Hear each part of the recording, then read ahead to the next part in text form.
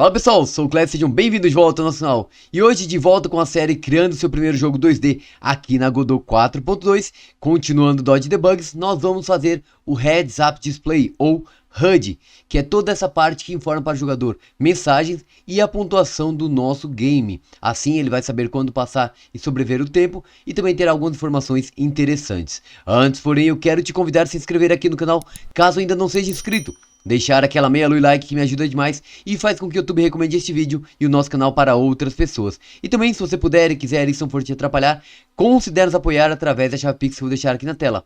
Qualquer valor me ajuda demais e é graças a esse valor que a gente consegue sempre a melhor e maior frequência aqui no canal. Dito tudo isso, vamos para o vídeo!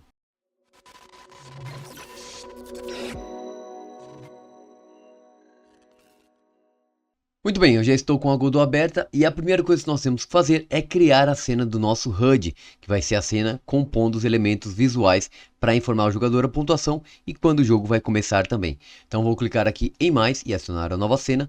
Perceber que eu não tenho aqui o nó específico que eu vou precisar, que é o nó do tipo Canvas Layer. O Canvas Layer, diferente do nó 2D, 3D ou do controle, ele fica sempre por cima de todas as camadas. Quando nós distanciarmos vai ficar mais claro isso, mas é interessante vocês gravarem essa informação. Por isso, ele é o nó perfeito para nós fazermos HUDs, essas informações que o jogador tem que ver constantemente. Clicar aqui em Other Node e buscar por Canvas Layer, que é esse aqui branco, como se tivesse uma pintura, tá? Justamente porque é uma camada de canvas. 2 cliques e renomear para HUD. O nosso HUD ele tem que ser composto por nós do tipo controle. E a Godot traz, isso é muito legal, um nó específico para isso. Clicando aqui em mais, nós vamos colocar Control. E vamos perceber que tem um nó verde, que é o nó de controle. Só voltando um pouco, vocês vão reparar que nós temos esse tipo de nó aqui separado também. Enquanto o 2D é azul, o 3D é vermelho, todo nó do tipo controle é verde. Nós podemos abrir aqui, tem uma série de nós de controle. Não vamos abordar cada um deles aqui nessa série, porque é uma minissérie, mas vocês podem conhecê-los diretamente lá na documentação também. Por hora, vamos colocar o nó principal, que é o controle aqui, e dar 2 cliques para deixar ele aqui nessa base. Perfeito. Dentro desse controle, nós temos que ter outros nós do tipo controle. Serão eles o label, vou clicar aqui em mais e procurar label, esse aqui, dar 2 cliques. O label basicamente é uma informação em rótulo ou texto, tá? Então sempre que a gente quer escrever um texto mais curto, que não seja um texto comprido, a gente vai usar aqui o label, tá? Textos compridos, a gente usa um read text, que tem aqui na Godot também. Mas é só um texto pequeno, a gente pode fazer isso. E eu tenho justamente a propriedade text aqui do lado direito, no inspetor, que eu vou colocar 0, nossa pontuação, só para nós podermos enxergar e configurar. Perfeito? Aqui dentro, vocês vão reparar que ele está trazendo uma fonte padrão do sistema, mas nós queremos personalizar. Primeiro, deixando o alinhamento tanto centralizado horizontalmente como verticalmente. E isso eu faço através desses campos aqui. Left eu vou mudar para Center e Top eu vou mudar para Center também. Ele fica centralizado independente do tamanho da caixa, ó, tá vendo? Isso é bem legal. Vou fazer aqui. Centro e centro está configurado. Vou descer um pouco mais e chegar até a parte de Theme Overrides, que é a sobrescrição de temas. Fazer um tema diferente do padrão que está aqui. Nós podemos criar temas também, mas isso é muito mais profundo. Para essa minissérie pode usar o Themes Override que vai atender bem. Vou clicar aqui, abrir e encontrar a opção fontes. Essa abinha aqui, clicando, pede que a gente coloque um arquivo do tipo fonte, que infelizmente eu deixei disponível para vocês também aqui, a fonte Dihil, que ela só pode ser usada para esse exercício ou para algo não comercial, tá? Ela é uma fonte gratuita, mas não pode ser usada comercialmente. Vou trazer para cá e arrastar. Soltei, nossa fonte mudou lá em cima também. Mas está bem pequena, eu vou descer aqui em Font Size e escolher 64 de tamanho. Pronto, agora ficou bem melhor. Vou até aumentar aqui um pouco a nossa caixa. E a gente pode configurar ainda como a nossa fonte está sendo apresentada. Indo em Color, posso clicar em Font Color, mudar a cor nesse Color Wheel, sem nenhum problema, tá? Vocês podem configurar aí. Eu vou deixar branco mesmo, eu prefiro o branco. Mas eu tenho uma cor da sombra também, que só vai funcionar se nós pudermos habilitar aqui e depois trabalhar o offset, que é o deslocamento, ó. Colocar mais para a esquerda e para a direita através de X e Y. Estão vendo? Ou para cima e para baixo. Olha só, foi demais. Vou colocar 10 ou menos 10. Pronto, você consegue fazer esse ajuste. Eu não vou usar sombra, mas vocês podem usar aí tranquilamente também. Ou ainda o outline, que ao clicar pede que eu coloque um tamanho de outline. Vou colocar 5, por exemplo.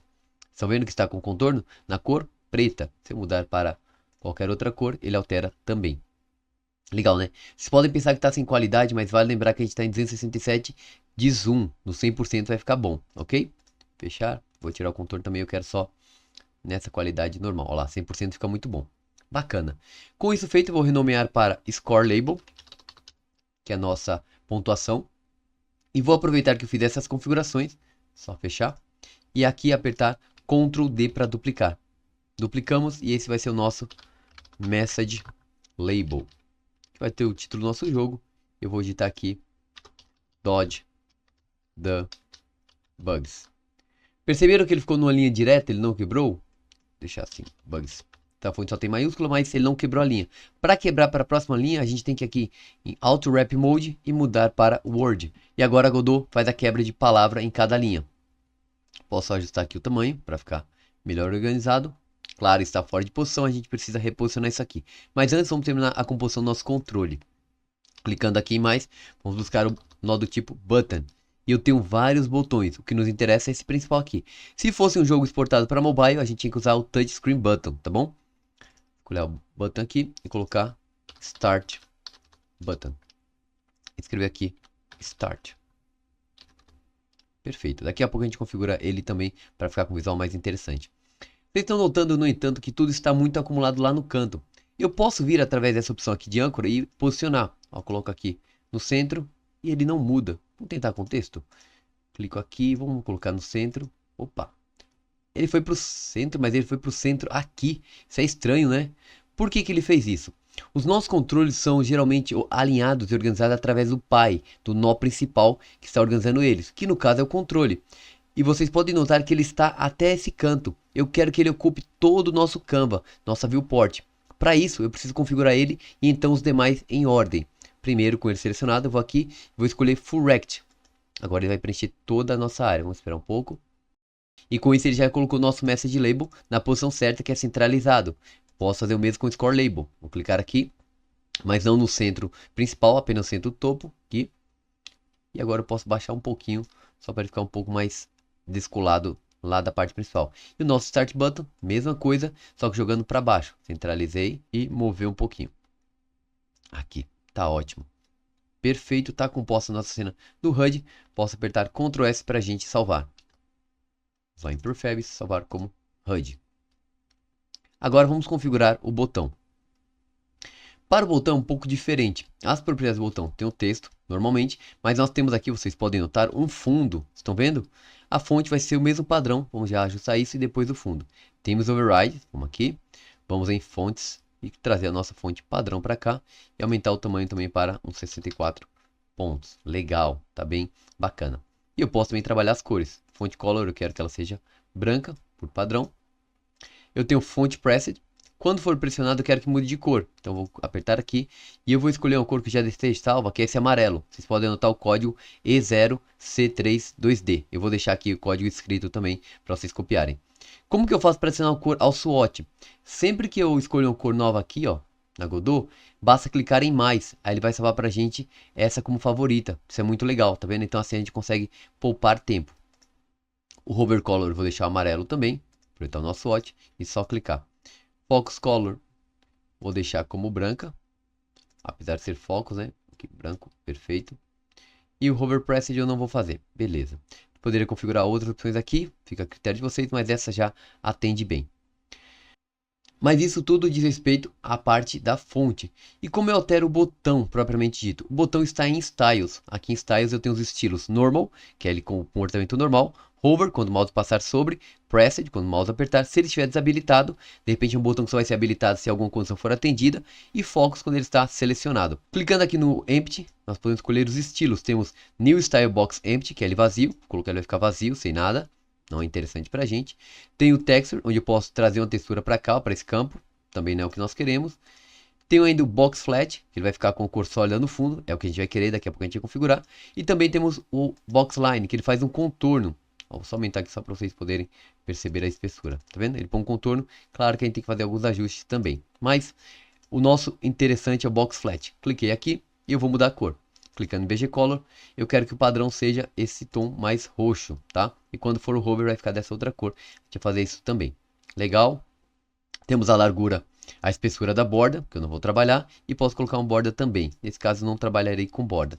Mas eu quero um canto arredondado, corner radius. Vou colocar 20 em cada para ficar um cantinho arredondado. Acho que 20 até foi demais, 15. Pronto. Fica com o canto arredondado bem legal, tá?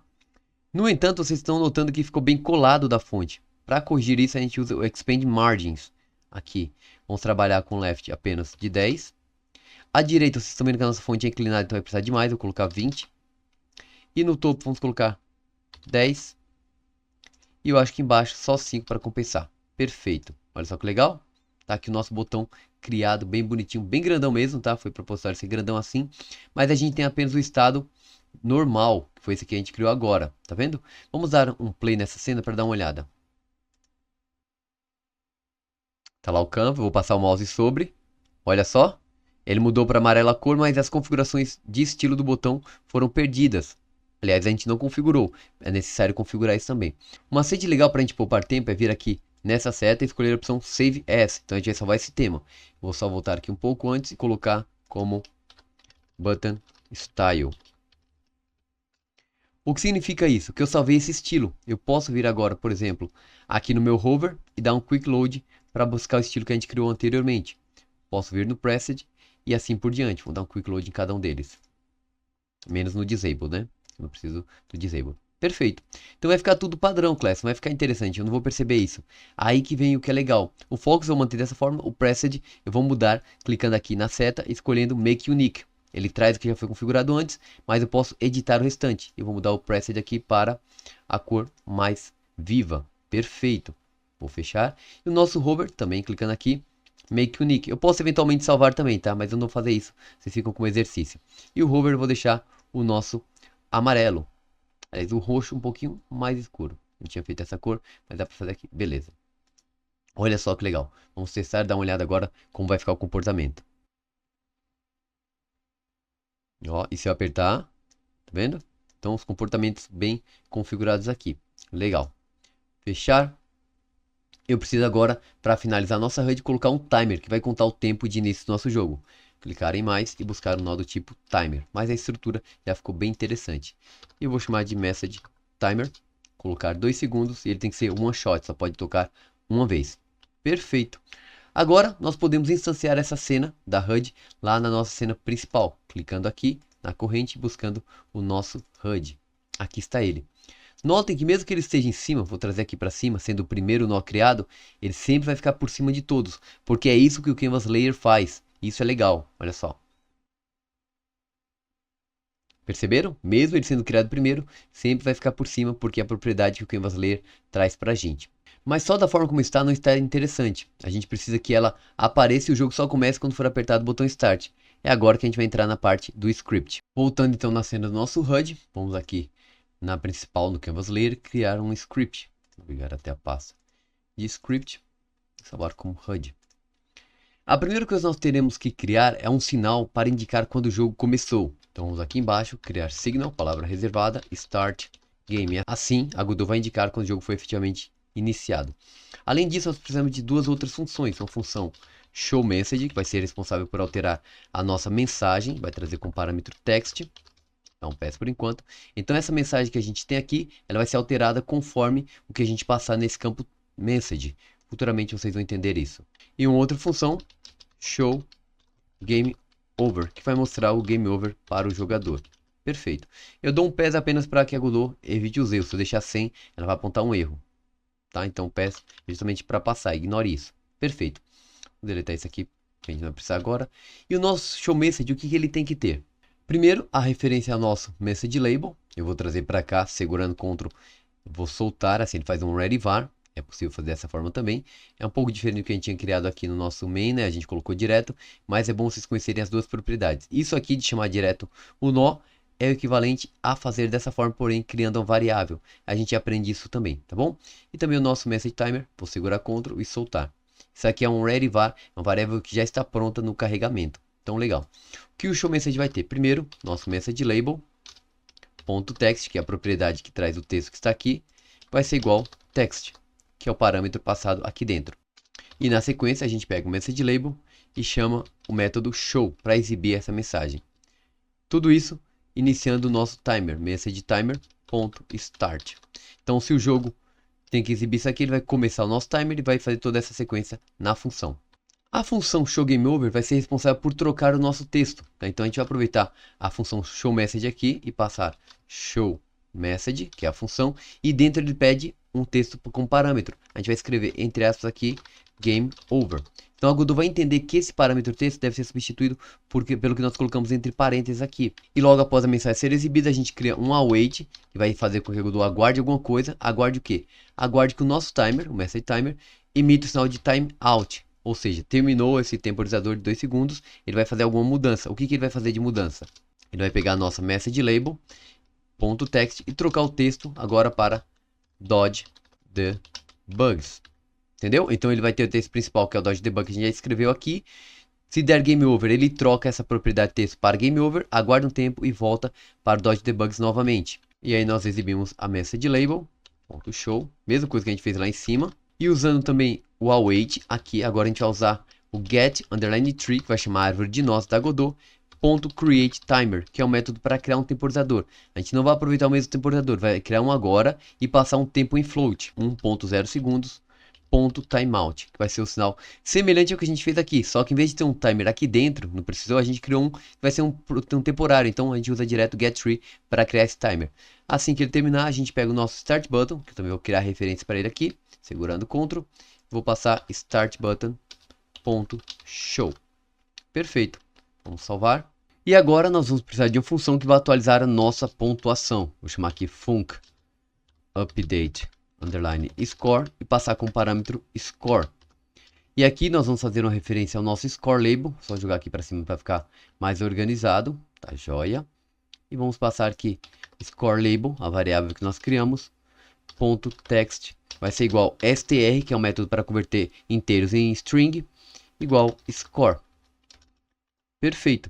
Agora nós precisamos conectar o sinal de start button. Vou selecionar ele aqui, vou em sinais, em pressed, connect, escolher aqui o nosso HUD. O que deve acontecer quando o botão for apertado? Vou deletar essas linhas aqui para ficar mais fácil. A primeira coisa, eu vou esconder o meu botão. Então a gente tem uma referência dele aqui, vou passar start button.hide, ele vai ser escondido. E depois nós vamos emitir o sinal que o jogo começou. Start game.emit. Por fim, nós precisamos conectar o sinal de timeout do nosso message timer também. Com ele selecionado na aba Node, 2 cliques em timeout e vou conectar. Deletar essas linhas. Quando o timeout acontecer, nós passamos nosso message label .hide. Então aqui nós escondemos o botão e aqui a mensagem. Perfeito. Vamos agora na cena principal, main, com o nosso HUD selecionado, conectar o sinal de Start Game. Caso você esteja em inspetor, mude para Node. 2 cliques em Start Game e a Godot vai criar um método para a gente, onHUD Start Game. Mas não é o que nós queremos. Nós já temos um método New Game aqui. Ele vai ser conectado a esse sinal. Para fazer isso, eu clico em Pick e escolho um método ou uma função que já existe, que no caso é o New Game.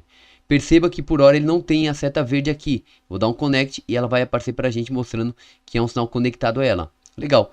E o que deve acontecer quando o New Game for iniciado? Além do que já está acontecendo, eu tenho que pegar o nosso HUD, que é a referência ao nó que está lá, .updateScore, que é a função que nós criamos lá para atualizar o score, e passar score, que é a variável que vai ser atualizada aqui constantemente. E também pegar o nosso HUD, .showMessage, a função para exibir as mensagens, e aqui eu vou passar a string getReady, ou a mensagem getReady. Então aqui vai fazer a troca aproveitando a função que nós criamos anteriormente. Isso é bem legal, tá vendo como fica dinâmico? Além disso, de atualizar aqui, eu preciso atualizar também no timeout. Então vou selecionar, Ctrl C, e colar aqui no timeout a função updateScore também, para que toda vez que passar um segundo seja atualizada. Para finalizar, o nosso Game Over tem que passar algo também, que vai ser HUD.showGameOver. Lembrando que essas funções que eu estou passando aqui tem que estar igualzinho como nós digitamos aqui. Se eu tiver uma letra diferente, a Godot vai ter erro porque não vai encontrar a função, tá bom? Então, muita atenção quanto a isso. Por fim, eu deleto esse ready, que ele não precisa estar aqui. Esse new game ele só estava para teste que a gente fez na aula anterior. E se eu testar agora, vamos dar uma olhada aqui. Olha o que vai acontecer no nosso game, nosso workflow bem bacana agora no Dodge Bugs. Começa o jogo, está aguardando eu dar o start. Quando eu der start, get ready. Começou. Viu que o botão sumiu também?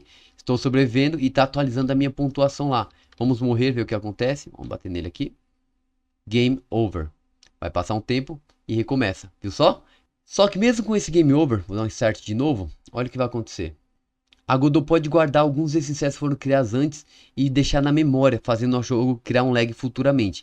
Para garantir que isso não aconteça, vamos na cena do nosso inimigo, aqui, clicar no nosso Read Body e na aba Node eu tenho uma subaba Grupos. Eu vou colocar aqui Bugs e clicar em Add para assinar esse Bugs a um grupo.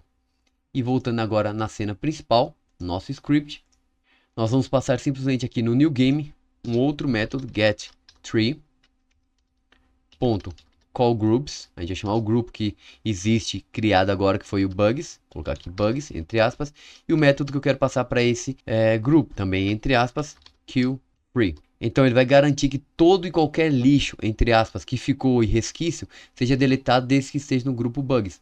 Assim, nós finalizamos a nossa aula e agora o jogo está quase completo, faltam alguns ajustes finais, mas você já tem o Dodge Debugs contando pontuação com Get Ready, como o bonequinho aparecendo somente quando é apertado, Game Over, tudo muito bacana. Claro, vocês podem mudar a velocidade com que são gerados os inimigos também, mas fica como teste para vocês estudarem. E se você chegou até o final, comenta aqui embaixo, hashtag DodgeTheHUD. Assim eu sei que você assistiu o vídeo até o final e isso me ajuda demais. Sem mais, muito obrigado a todos, muito obrigado a cada um dos membros que tem apoiado esse trabalho e feito essa série se tornar possível. E nos vemos no próximo vídeo. Valeu!